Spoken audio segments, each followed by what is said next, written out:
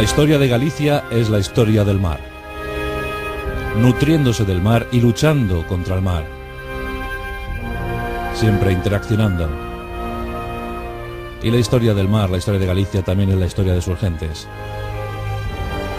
Hoy, en nuestros pasajes, vamos a recordar la épica de una mujer, de una coruñesa, la historia de María Mayor Fernández de la Cámara y Pita, conocida popularmente como María Pita.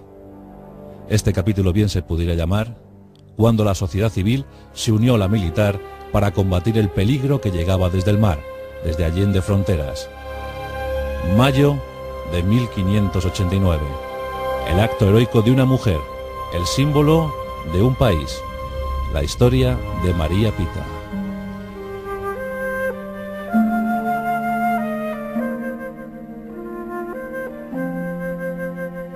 Tras el desastre de la Invencible, tras el desastre de la empresa de Inglaterra, nuestras naves andaban muy deterioradas, deambulando por cualquier parte del mar Cantábrico del Atlántico. Los elementos no habían sido propicios. Pero la rapiña inglesa no había sido tan grande como luego se nos pintó, como luego se nos contó. Muchos buques sobrevivieron, consiguieron salir de aquel infierno. El duque de Medina Sidonia, con sus 38 años, y con lo que pudo salvar, fue refugiando, nave tras nave, en los puertos de San Sebastián, de Santander, y allí esperaban mejores oportunidades. Aquel verano de 1588 fue de infausto recuerdo. No mandé a mis naves a luchar contra los elementos, dijo el rey prudente, el rey Felipe II. Pero la reina Isabel I, la reina virgen, quería devolver el golpe, quería acabar con la amenaza hispana. No quería volver a enfrentarse a una nueva invasión, a un nuevo peligro de invasión. En esta ocasión, todo había estado demasiado cerca.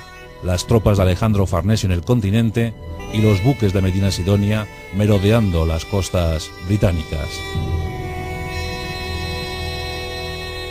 La reina virgen, a sus 56 años, ordenó el contragolpe.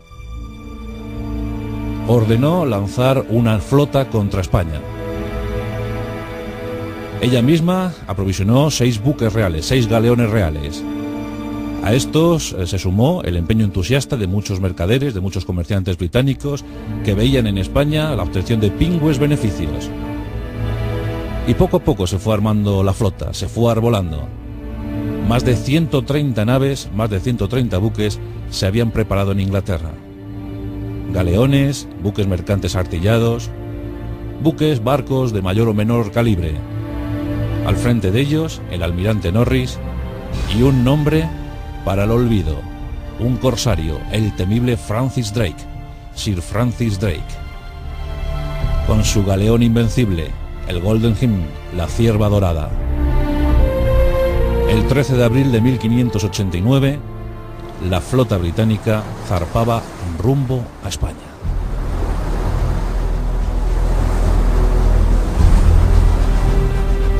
La flota era muy poderosa, muy potente. El objetivo principal era hundir lo que quedaba de la Invencible. En consecuencia, los buques británicos se deberían dirigir a los puertos españoles y allí tumbar lo que quedaba de la flota española. Isabel I consideraba que Felipe II tenía recursos suficientes para armar nuevas flotas. Por tanto, se devolvería el golpe en la propia tierra hispana. Los buques británicos se iban acercando peligrosamente. En su interior, 17.000 soldados, 4.000 marineros y 1.500 aventureros, 1.500 hombres de fortuna, mercenarios de la época. Más de 22.000 efectivos que iban a dar un golpe demoledor a los intereses españoles. Pero también, desgraciadamente, de los ingleses primaban los intereses personales. Francis Drake quería obtener un buen botín. Y llegaron noticias a la flota británica. Llegaron noticias. Esas nuevas afirmaban que un galeón español acababa de llegar de las Indias, acababa de llegar de América y que había recalado en La Coruña. Y contaban que en su interior había más de 5 millones de doblones, 5 millones de piezas de oro dispuestas para aquel que las quisiera tomar. Y Francis Drake, creedme, las quería tomar. Por tanto, buena parte de la flota tuvo que derivar hacia La Coruña, bien por los elementos o bien por las ambiciones personales de sus líderes. San Sebastián y Santander quedaban a salvo del ataque inglés. Los nuevos objetivos eran La Coruña y Lisboa. En La Coruña, el botín, la rapiña. En Lisboa, la sublevación de los portugueses contra el rey Felipe II. El pretendiente al trono portugués, don Antonio, poco más o menos que quería situar a Portugal como colonia de Inglaterra, todo a cambio de su entronización y de la ayuda militar del Reino Unido para desprenderse de las garras españolas. 4 de mayo de 1589. La flota británica se deja ver por las costas gallegas. La Coruña era un puerto protegido por excelentes cañones, pero por una escasa guarnición. Don Juan de Padilla, el marqués de Cerralbo, contaba con 1.500 soldados y poco más. Eso sí, la población, la sociedad civil, estaba dispuesta a colaborar, estaba dispuesta a luchar, serían voluntarios. ¿Cómo se libraría la batalla? ¿Cómo encajaría el golpe La Coruña? 4 de mayo de 1589. Los cañones españoles cargan y apuntan hacia la flota británica. Los barcos británicos, conocedores a la perfección del mar, eluden esos cañonazos, eluden ese disparo artillero y entran en la ría. Consiguen incursionar en la ría y allí fondean, en el fondo, en lo más intrincado de la ría, allí fondean y desembarcan las tropas. La Coruña se presenta desprotegida. ¿Cómo podrá paliar el golpe demoledor de los británicos? Tantos soldados y tan pocos nosotros. Finalmente, don Juan de Padilla, el marqués de Cerralbo, adopta la maniobra más inteligente: acuartelar a todos sus efectivos y a la población civil en el barrio alto, tras las murallas. En consecuencia, el barrio bajo, el barrio llamado de la Pescadería, quedaba a merced de los británicos. Estos lo asaltaban el 5 de mayo. Las tropas españolas se replegaban eficazmente. Todo se aprestaba para un gran asedio. Los británicos tenían dispuestos 12.000 hombres. Por cierto, las primeras bajas entre los británicos empezaron a llegar, sobre todo víctimas de las borracheras. Claro, habían encontrado muchos toneles de ron, de alcohol, y habían cogido pues estupendas cogorzas. Pero pronto estaban dispuestos para asaltar los muros de La Coruña. Tras ellos, los coruñeses cogían todo lo que podían, cualquier cosa que sirviera como arma. La lucha iba a ser feroz, La Coruña no se iba a entregar. 14 de mayo de 1589. Los británicos, los oficiales británicos, encabezan las vanguardias. Se da la orden de asalto a las murallas de La Coruña. 12.000 hombres, como uno solo, se lanzan contra las murallas. Colocan innumerables minas. Quieren saltar las murallas, quieren agrietarlas para introducirse por ellas. Las minas empiezan a hacer su efecto. Los coruñeses resisten, impávidos. Aguantan, encajan los golpes. Las minas siguen explotando. Las murallas se resquebrajan. Pero la resistencia no. Finalmente, un alférez británico, un alférez inglés, consigue entrar por una grieta, enarbolando una bandera, animando a los suyos. Muchos defensores de La Coruña mueren en las murallas de la ciudad. La lucha es encarnizada, cuerpo a cuerpo. Los arcabuces suenan. Las lanzas, las piquetas, las espadas. Con cuchillos en los dientes. Los británicos saltan las murallas. Parece que la suerte de La Coruña está echada. Los defensores van siendo diezmados. Van muriendo uno a uno, retrocediendo palmo a palmo. Las bajas se pueden contar por centenares. En eso, el alférez sigue avanzando con sus hombres y matan a uno de los defensores. Un gran error. Había muerto Gregorio Rocamunde.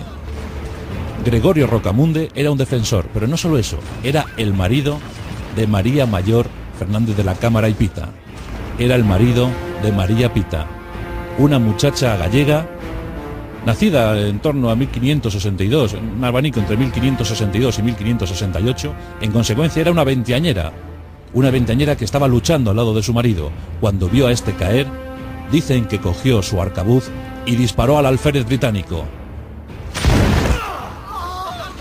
El alférez cayó al suelo y la coruñesa, la gallega, animó a sus compañeras, porque había muchas mujeres en las murallas, animó a seguir resistiendo, a luchar enconadamente contra los británicos.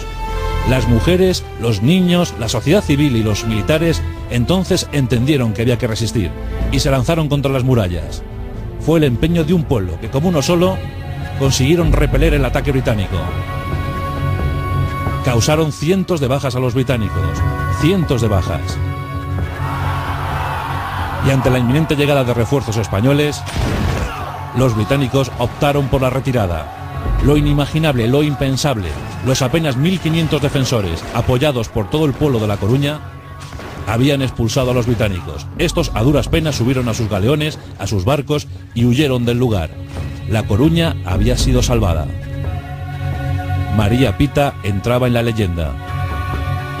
María Pita, que se llegó a casar 4 veces, que tuvo 4 hijos y que consiguió una pensión vitalicia entregada por el rey Felipe II de 5 escudos, posteriormente doblados a 10. María Pita tuvo la pensión de un alférez, el mismo que ella había matado. María Pita pasará a la historia, pasará a la leyenda, pero no hay que olvidar a todas las mujeres que participaron aquel día en la contienda. Por ejemplo, Inés de Ben, una mujer que recibió 2 balazos en la defensa de las murallas. O las cientos de mujeres que llevaron arena, que llevaron municiones a las murallas para que los defensores pudieran seguir disparando. Fue un día de recuerdo memorable. María Pita como representante de esa sociedad civil, de ese pueblo de La Coruña. Francis Drake y los suyos tuvieron que apretar los dientes y huir. La expedición contra Lisboa fue también terrible para ellos. Finalmente, con 12 buques perdidos y con el 70% de los efectivos dejados en tierras hispanas, habían muerto más de 15.000 hombres, tuvieron que volver al Reino Unido. Allí esperaba una doliente reina Isabel I. Fue algo terrible para ella. El desastre de la Invencible se pudo paliar de esa manera. Y durante mucho tiempo, España estuvo pertrechando, protegiendo sus costas. Nunca más se volverán a repetir ese tipo de saqueos. Pero quede para la memoria colectiva, para la memoria popular, para la memoria del recuerdo, la gesta de María Pita y de todas las coruñesas en ese 14 de mayo de 1589. El día en el que se luchó contra el peligro del mar. Hoy en día los gallegos siguen luchando contra los peligros que llegan del mar. En esta ocasión no llegan con arcabuces, no llegan con lanzas. El peligro que llega del mar es un peligro negro. Es un peligro que lo cubre todo. Que hay que luchar con él con las manos y a veces con lo que no se tiene. Pero Galicia saldrá adelante. Galicia sobrevivirá, como siempre. La tierra ancestral merece una nueva oportunidad. Y en el recuerdo de María Pita dejamos este pasaje de la historia, desde las murallas de La Coruña, desde ese barrio alto de La Coruña.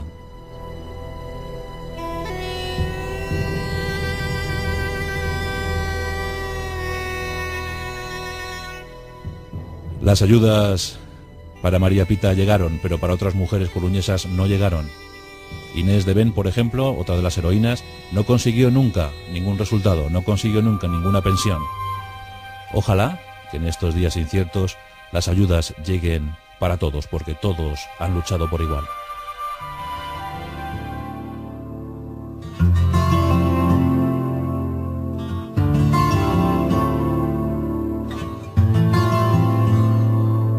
My heart is sore, I dare not tell. My heart is sore for somebody.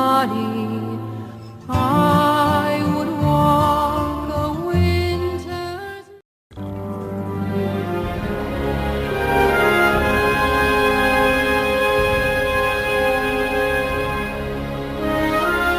La historia de Galicia es la historia del mar.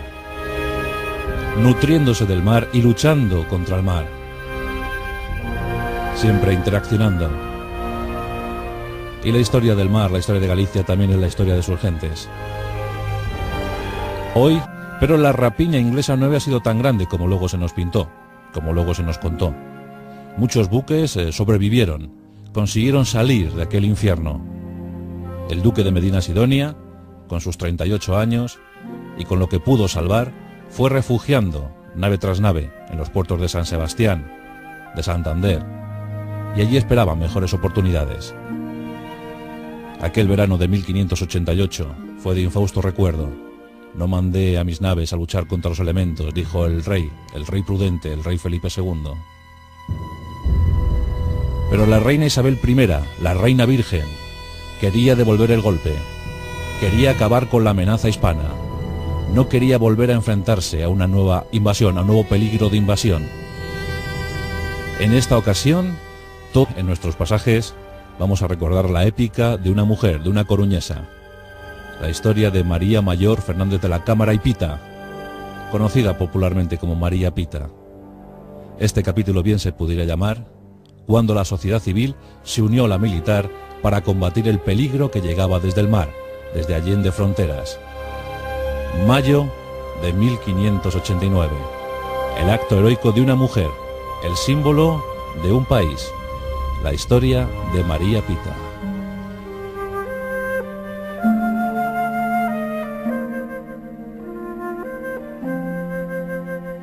Tras el desastre de la Invencible, tras el desastre de la empresa de Inglaterra, nuestras naves andaban muy deterioradas, deambulando por cualquier parte del mar Cantábrico o del Atlántico. Los elementos no habían sido propicios.